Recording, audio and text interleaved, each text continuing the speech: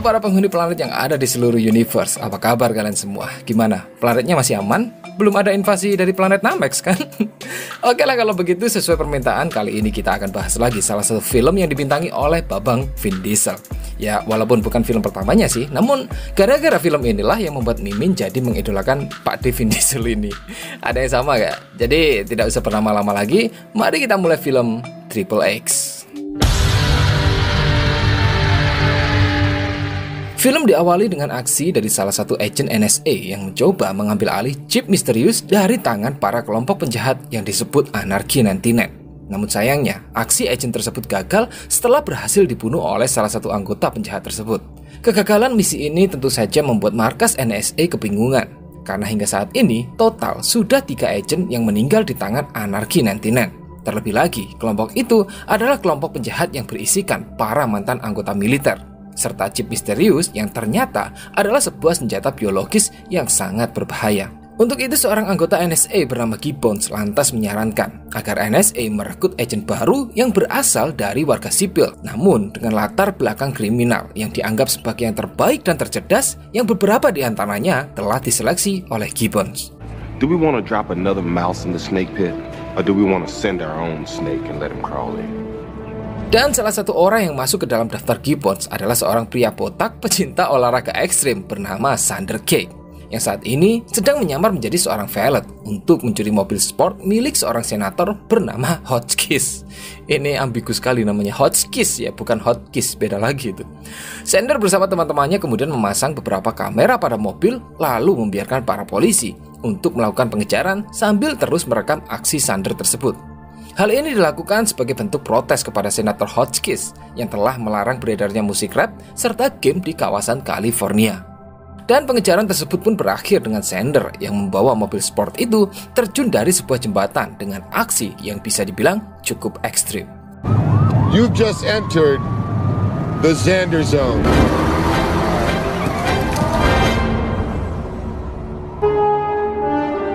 Pull it! Pull it!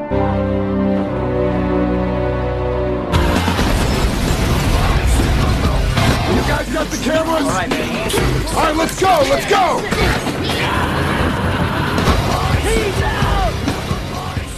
Malam harinya, ketika Sander pulang ke tempat tinggalnya, dia disambut dengan pesta meriah yang sengaja digelar oleh teman-temannya untuk merayakan keberhasilan dari aksi yang dilakukan oleh Sander sebelumnya. Akan tetapi, di tengah-tengah pesta tersebut, tiba-tiba pasukan khusus datang menyerbu tempat itu. Alhasil, seluruh orang pun berhamburan untuk menyelamatkan diri. Namun, tidak dengan Sander yang kemudian dilumpuhkan menggunakan peluru bius. It was only a Corvette. Keesokan harinya, Sander terbangun dan menyadari dirinya telah berada di sebuah restoran. Dan menurut seorang pelayan, Sander ditinggalkan begitu saja oleh 2 orang pria besar. Walaupun tidak lama kemudian terjadi sebuah perampokan di restoran ini, namun Sander ternyata telah menyadari bahwa perampokan ini hanyalah sebuah settingan yang sebenarnya memang sengaja dilakukan oleh Gibbons untuk melakukan tes kepada Sander. Namun tidak cukup sampai di situ, Sander lagi-lagi dilumpuhkan menggunakan peluru bius. Dan kali ini kembali terbangun di dalam sebuah pesawat militer bersama dengan beberapa tentara, serta 2 pria asing bernama Firth dan juga TJ. Yang telah disadari oleh Sander bahwa mereka berdua juga korban tes yang dilakukan oleh Gibbons.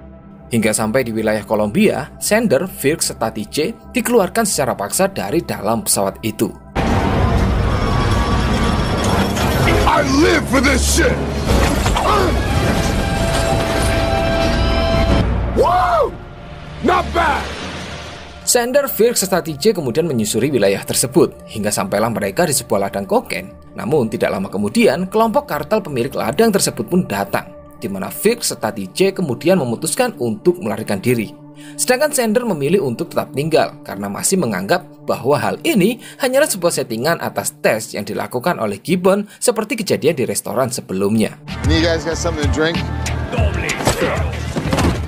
Sander yang lagi-lagi dibuat pingsan kembali tersadar berada di sebuah gudang dengan tangan terikat, bersama dengan Firth serta TJ yang ternyata juga berhasil ditangkap. Tidak lama kemudian datanglah bos dari kartel tersebut yang seketika itu juga membuat Sander, Firth, serta TJ tertawa karena melihat postur dari bos kartel itu.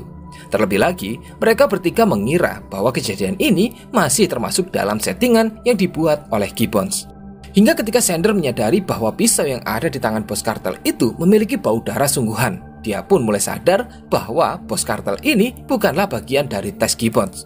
Untuk itu, dengan bantuan dari DJ, Sander kemudian menjatuhkan si bos kartel serta berhasil melepaskan diri. Namun di waktu yang sama, tiba-tiba beberapa helikopter militer datang dan mulai membombardir tempat tersebut. Dari kejadian itu, DJ yang menerima luka tembakan di perutnya kemudian dibantu oleh Sander untuk mencari tempat aman, sedangkan Fear lebih memilih untuk melarikan diri. Sander kemudian meninggalkan DJ di tengah semak-semak, lalu berniat mencari kendaraan yang bisa mereka gunakan untuk segera pergi dari tempat itu, sembari terus menghindari serangan dari helikopter militer.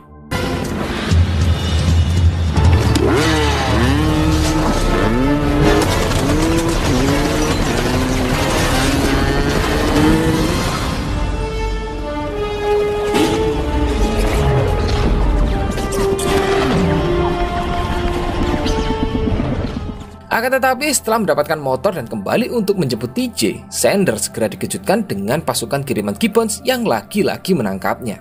I got his bike.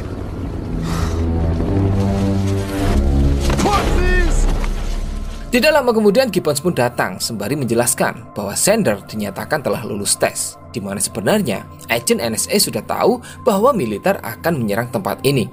Dan Sander digunakan sebagai umpan untuk memancing bos dari kartel pengelola ladang kokain agar keluar dari persembunyiannya.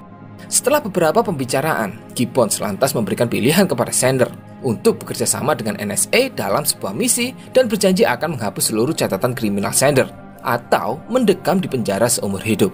Dan karena tato yang ada di belakang leher Sander lah yang kemudian membuat Gibbons menyebutnya dengan julukan Triple X. So what's it gonna be, Triple X? You wanna get on a plane? Adegan berpindah memperlihatkan Sander telah sampai di kota Praha, Republik Ceko, di mana dia kemudian diantarkan oleh dua anggota polisi yang keduanya memiliki nama sama yaitu Ivan, untuk dipertemukan dengan seorang polisi rahasia Ceko bernama Milan Sova, yang diminta bekerja sama dengan NSA untuk membantu Sander dalam misinya. Be ready in 3 hours. Malam harinya, Sova membawa Sander ke sebuah klub yang dikelola oleh kelompok Anarchy 99 guna menunjukkan pimpinan dari kelompok tersebut yang bernama Yorgi, dan sempat membuat perjanjian untuk berpura-pura tidak saling mengenal.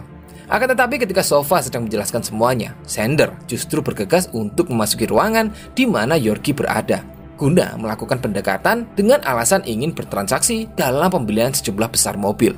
Namun karena Yorgi tidak serius menanggapi permintaannya, Sander pun berimprovisasi dengan membocorkan kehadiran seorang polisi di dalam klub tersebut yang tidak lain dan tidak bukan adalah Sova. Dan atas informasi itu, Sova kemudian diusir dari klub, sedangkan Sander akhirnya bisa berbicara langsung dengan Yorgi untuk membahas transaksi pembelian mobil. Terlebih lagi, salah satu anggota Anarchy 99 adalah penggemar berat dari Sander Cake yang selama ini terus menonton aksi ekstrimnya dari internet. Di sini Sander meminta kepada Yorgi yang saat itu juga ditemani oleh wanitanya yang bernama Yelena untuk pembelian 10 mobil Ferrari yang sangat langka serta 1 mobil GTO. Dan Yelena kemudian memberi waktu 2 hari kepada Sander untuk melakukan transfer pembayaran pada rekening mereka sebesar 1,2 juta US dollar. I might throw in a couple extra bucks and send you to charm school. Keesokan paginya, Sander dibangunkan oleh komunikasi dari Gibbons yang mempertanyakan tentang daftar mobil yang ingin dibeli oleh Sander dari Yorgi dengan biaya yang cukup fantastis. Namun, karena Sander memberikan beberapa informasi penting kepada Gibbons yang bahkan tidak pernah bisa didapatkan oleh agen-agen sebelumnya, Gibbons lantas kembali memaksa Sander untuk masuk lebih jauh ke dalam kelompok Anarchy 99. Untuk itu, NSA pun menyetujui pembiayaan transaksi mobil Sander, serta mendatangkan seorang ahli teknologi bernama Toby yang akan membantu Sander untuk kedepannya. Di mana Toby kemudian menunjukkan sebuah pistol yang bisa diisi dengan beberapa peluru khusus. Mulai dari peluru merah yang jika ditembakkan, peluru tersebut akan membuat target pingsan dan terlihat meninggal akibat darah palsu yang dipercikannya. Lalu peluru ledakan serta peluru lain yang salah satunya adalah peluru bius yang sebelumnya pernah digunakan kepada Sander. I was shot twice by those. Ada juga teropong buat ngintip daleman nih. Oh my God. Serta bom perban yang cukup tipis namun memiliki daya ledak yang luar biasa. Fire in the hole.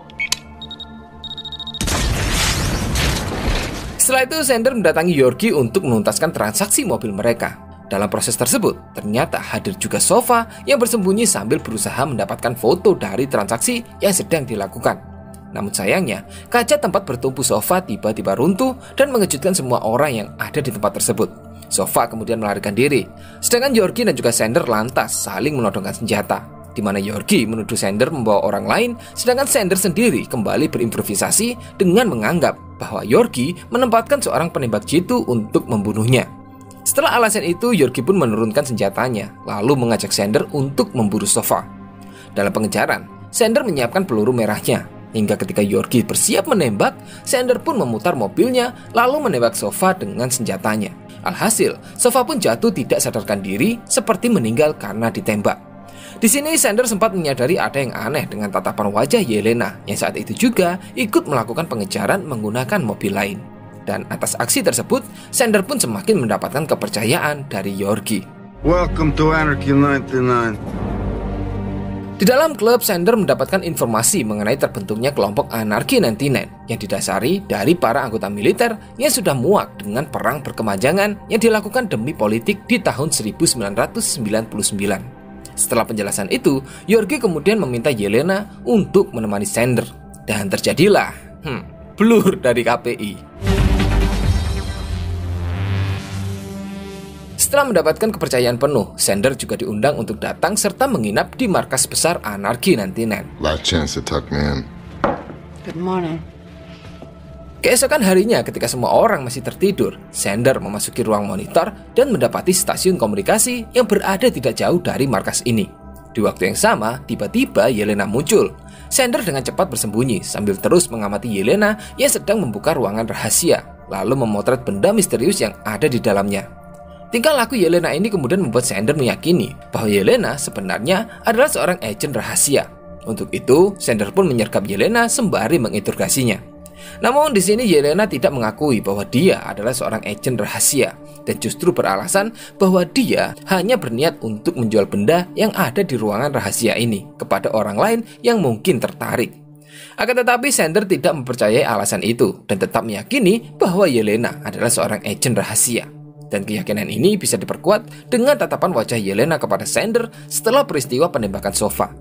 Di sini Sander juga sempat menjelaskan bahwa Sova sebenarnya belum meninggal sebelum akhirnya membawa Yelena pergi untuk makan siang. Now I'm gonna take you to lunch. Oh, and that cop I shot isn't dead. Di waktu yang sama, Yorgi menerima telepon dari orang misterius yang membocorkan informasi mengenai Sander Keck yang adalah seorang agen rahasia Amerika. Di sisi lain, Sander yang sedang bersama dengan Yelena di sebuah restoran sempat mengaku pada Yelena bahwa dia sebenarnya adalah seorang agen rahasia NSA. Namun Yelena justru menganggap hal itu hanyalah sebuah lelucon mengingat penampilan Sander yang seperti itu. I'm a secret agent. Hingga ketika Yelena menerima telepon dari anak buah Yorgi bernama Kirill yang menginformasikan bahwa Sander adalah seorang agen NSA, barulah Yelena terkejut. Terlebih lagi, Kirill telah bersiap di luar restoran dengan snipernya, serta meminta Yelena untuk membawa Sander keluar agar lebih mudah untuk dihabisi. Yelena yang kini percaya bahwa Sander adalah seorang agen rahasia, justru memberitahu bahwa Kirill telah bersiap di luar restoran untuk membunuh Sander, karena Yorgi telah mengetahui penyamaran dari Sander. Di mana Yelena lantas membuat kesepakatan untuk meminta suaka di Amerika termasuk kewarganegaraannya, serta kekebalan atas tuntutan apapun.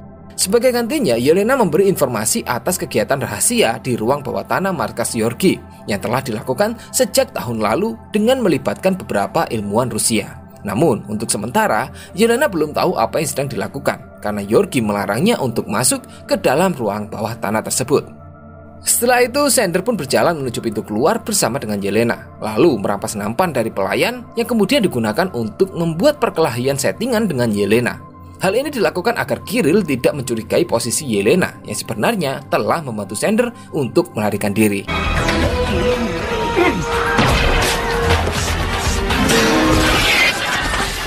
Sander pun akhirnya lolos dari bidikan Kirill. Namun ketika dia akan memasuki mobilnya, tiba-tiba dua agen menangkapnya lalu membawa Sander ke sebuah acara opera. Yang ternyata dua agen tersebut adalah suruhan dari Gibbons. Di mana Gibbons yang ternyata sudah mengetahui bahwa penyamaran Sander telah terbongkar, lantas memberikan tiket pulang kepada Sander. karena menganggap Sander kini tidak lagi berguna untuk NSA dan tugasnya akan diberikan kepada tim pembersih, yaitu pasukan khusus. Mendengar hal itu, Sander pun menentang Gibbons dengan mengatakan tidak semua orang di kelompok Anarchy 99 adalah penjahat. Namun Gibbons tidak mempedulikan hal itu dan tetap memaksa Sander untuk berhenti serta kembali ke Amerika.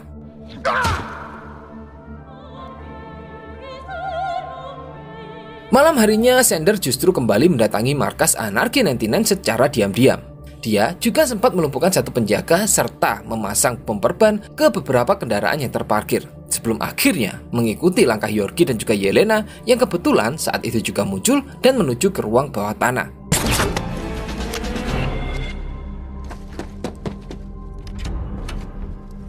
Di ruangan ini, Yelena ditunjukkan dengan sebuah kapal selam tenaga cahaya matahari yang sanggup mengelilingi dunia untuk tujuan bisnis dari Yorkie, yaitu senjata biologis. Sedangkan Sander juga mengetahui kapal selam tersebut dari balik dinding menggunakan teropong tembus pandang miliknya. Tidak lama kemudian, Yorkie meminta para ilmuwan di sana untuk mengeluarkan satu roket berisi bioweapon yang dilengkapi dengan kendali jarak jauh. Dan ketika para ilmuwan sedang merayakan keberhasilan mereka, Yorkie membawa Yelena serta anak buahnya untuk menjauhi ruangan itu, lalu berlindung di balik kaca anti peluru. Di mana Yorkie kemudian mengaktifkan roket bioweapon tersebut untuk membunuh seluruh ilmuwan yang ada di sana, serta melihat hasil akhir dari senjata itu.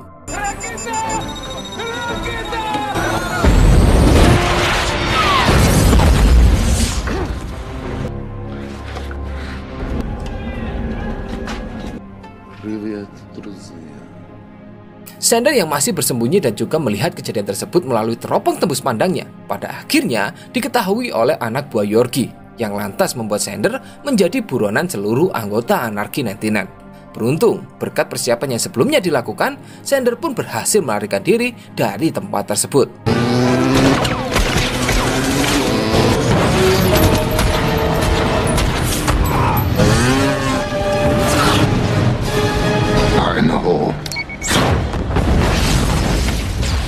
Setelah itu, Sander bergegas kembali ke tempat tinggal sementaranya. Akan tetapi, di sini Sander justru disambut dengan todongan senjata dari Sova.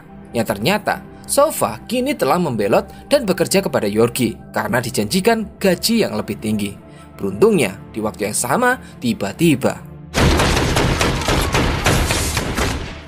tembakan tersebut ternyata dilakukan oleh Yelena yang saat itu datang bersama dengan duo Ivan.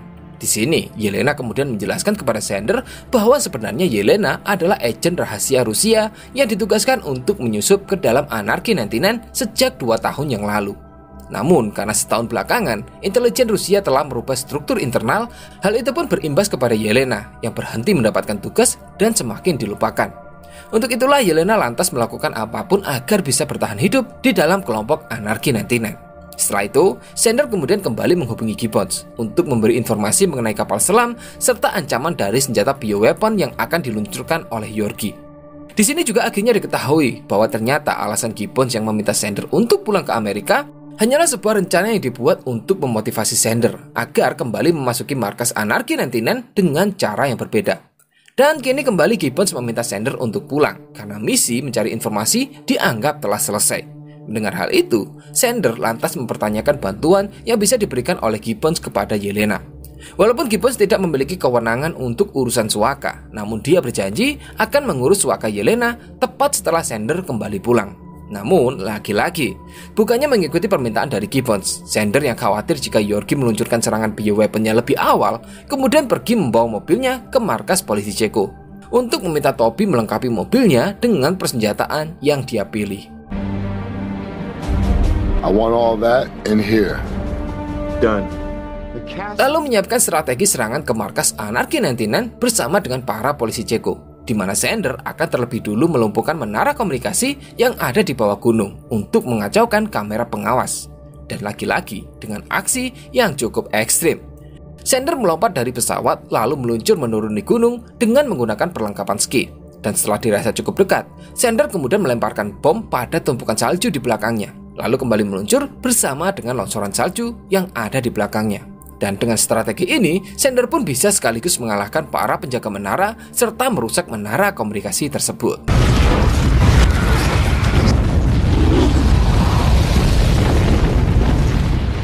Akan tetapi, longsoran salju itu juga membuat tubuh Sander terjebak. Dan tidak lama kemudian, datanglah beberapa pasukan Anarchy 99 yang kemudian menangkap serta membawa Sander ke hadapan Yorgi. Di mana Yorgi kemudian mengatakan bahwa selama ini sebenarnya dia telah tahu mengenai penyamaran Yelena yang adalah agen rahasia Rusia. Dan untuk itu, Yorgi selalu memanfaatkan Yelena untuk kepuasan pribadinya. Yorgi juga sempat mengatakan keinginannya untuk membuat kekacauan dunia serta menghilangkan sistem pemerintahan untuk mewujudkan wilayah yang bebas hukum. Hingga ketika Yorgi hendak menembak Sander, tiba-tiba sebuah ledakan terjadi di ruangan tersebut. Yang ternyata adalah serangan dari para polisi Ceko yang saat itu juga telah sampai di markas Anarchy 99. Dari kejadian itu, Yorgi lantas mengambil sebuah harddisk dari komputernya lalu bergegas pergi bersama dengan Kirill. Sedangkan Sander dan juga Yelena sempat mengambil beberapa persenjataan sebelum akhirnya mengejar langkah Yorgi. You have to turn the safety off. Akan tetapi sayangnya, ketika sampai di dermaga bawah, ternyata Yorgi telah mengaktifkan kapal selam lengkap dengan bioweaponnya dan juga berhasil melarikan diri menggunakan speedboat. Sander pun tidak tinggal diam. Dia berusaha menembaki Yorgi yang pada akhirnya membuat Yorgi terbunuh.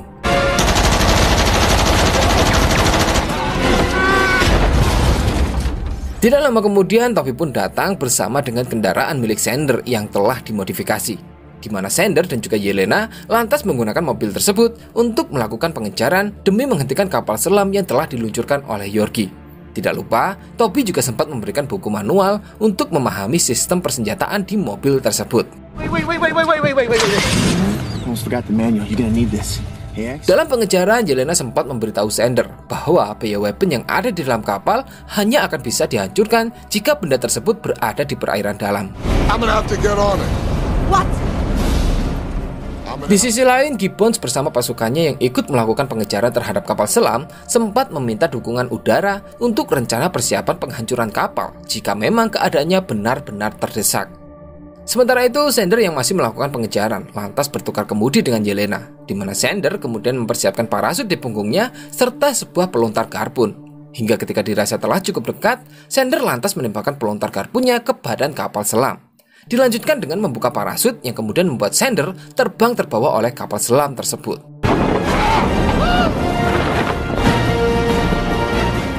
Mendekati sebuah jembatan, Sander kemudian meluncur turun, lalu mendarat tepat di atas kapal dan mulai bergerak mendekati panel kontrol. Akan tetapi, di sini Sander yang sedang kebingungan karena takut melakukan kesalahan, tiba-tiba dikejutkan dengan roket berisi bioweapon yang sedang bergerak keluar dengan sendirinya. Tidak lama kemudian, cairan yang ada di dalam roket tersebut pun mulai bereaksi, tepat seperti kejadian mengerikan yang sebelumnya dilihat oleh Sander di ruang bawah tanah markas Anarchy 99. Di sisi lain, Gibbons yang telah sampai di sebuah jembatan dan menyaksikan sosok Sander ada di atas kapal selam, segera memerintahkan bantuan udara untuk membatalkan misi. Di waktu yang sama, Sander yang menyadari bahwa satu roket bioweapon akan segera meluncur tanpa pikir panjang membalik ujung roket tersebut dan lantas menarik paksa harddisk yang ada di panel kontrol yang kemudian membuat kapal selam tersebut terjerembab masuk ke dalam air lalu meledak. Welcome to the Xander Zone!